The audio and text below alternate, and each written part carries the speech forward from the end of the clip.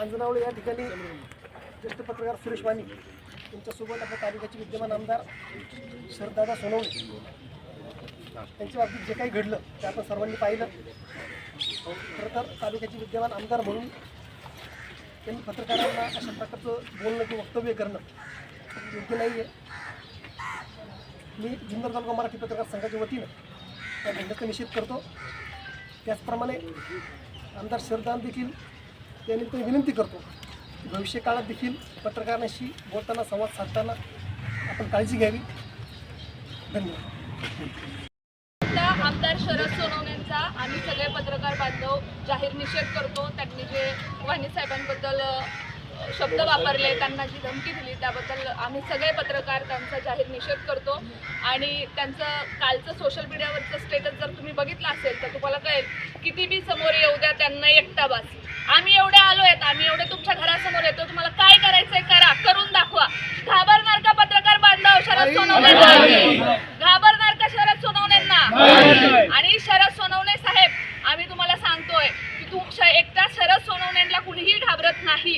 तुम्हाला जे संविधानिक पद भेटलंय ना त्यामुळे तुमचा आदर केला जातो। पण जर तुम्ही छत्रपती शिवाजी महाराजांचं नाव घेऊन जर ह्या सगळ्या समाजाला भुलभुलया करत असेल तर तुम्हाला हा समाज तुमची जागा दाखवल्याशिवाय शांत बसणार नाही। या निमित्ताने मी तुम्हाला सांगते आणि आमदार शरद सोनवणे यांचा सगळ्या पत्रकार बांधवांच्या वतीने मी जाहीर निषेध करते। आमदार शरद सोनवणे आंजनावळे या ठिकाणी काय बोलले ते आपण सगळ्यांनी ऐकलेलं आहे। मी माजी आमदार अतुल बेनके यांची जी मुलाखत घेतली ते जे बोलले तेच मी सोशल मीडियावर टेक्स्टवर टाकलेलं होतं आणि त्या संदर्भातला व्हिडिओ देखील होता। परंतु त्यांनी त्याचा चुकीचा अर्थ काढून आंजनावळे या ठिकाणी जे काय बोललेले आहे ते आपणा सर्वांपर्यंत पोचलेलं आहे। आता त्याच्यानंतर त्यांचा काल पण एक व्हिडिओ व्हायरल झालेला आहे।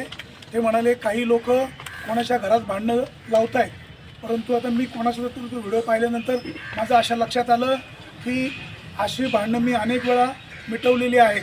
कोणाच्या तरी घरी एकदा मोर्चा आला होता, तो मोर्चा त्यांच्या धिक्काराचा झाला, नंतर कन्व्हिन्स करून सांगितल्यानंतर ते त्यांचा जय जयकार करून गेले। त्याच्यानंतर आळेफाट्याला देखील एक आंदोलन झालं, ते आंदोलनसुद्धा शांत करण्यामध्ये नेहमी माझा भांडणं मिटवण्याचा प्रयत्न असतो। त्यांचा एक काल त्यांच्या काही कार्यकर्त्यांनी माझ्याबद्दलचे अनपार्लमेंटरी शब्दप्रयोग वापरून सोशल मीडियावर फोटो वगैरे व्हायरल करतात। काल मी त्यांचा एक सोशल मीडियावर मेसेज पाहिला की कोणाचीही बदनामी करून कोणाचं नाव कमी होत नाही, पण तीच मंडळी सुरेश वाणींची बदनामी करतात। मग त्यांच्या हे लक्षात येत नाही का सुरेश वाणींची अशा प्रकारची बदनामी करून त्यांचा देखील कमीपणा होणार नाही। हे सगळे पत्रकारांना कोणाला ना कोणाला त्यांनी अप्रत्यक्षपणे दादागिरी केलेली आहे। अशी दादागिरी चालणार नाही। ही शिवजन्मभूमी आहे, जे संविधानिक पदावर आहेत त्यांचा अवमान करण्याचा आमचा कधीही प्रयत्न नसतो आणि राहणार नाही।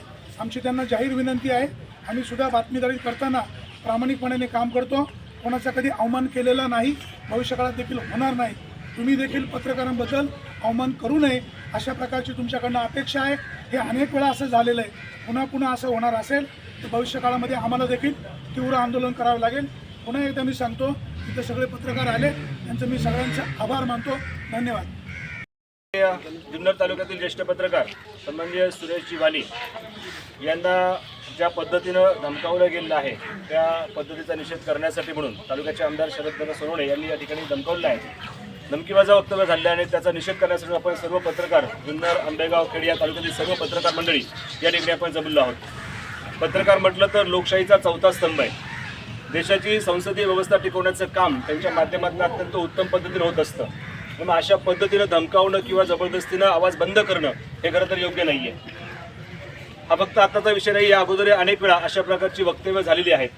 हे होत असताना प्रत्येकानं म्हणजे प्रत्येक लोकप्रतिनिधी किंवा ज्यांनी पत्रकाराच्या विरोधात बोलतात त्यांनी ही गोष्ट लक्षात ठेवणं गरजेचं आहे की पत्रकार आपल्या सगळ्या बाजू मांडण्याचं काम करत असतो आणि समाजामध्ये जागृती निर्माण करण्याचं काम खरं तर पत्रकारांच्या माध्यमातून होत असतं। आणि ही होणारी बाब ही खरं तर अत्यंत निंदनीय आहे आणि त्याचा निषेध करण्यासाठी म्हणून आपण सर्वजण या ठिकाणी जमलेलो आहोत। याबाबतची दखल प्रशासनानं घ्यावी, लोकप्रतिनिधी घ्यावी आणि अशा प्रकारची वक्तव्य यानंतर होऊ नयेत याची काळजी खरं तर घेणं गरजेचं आहे।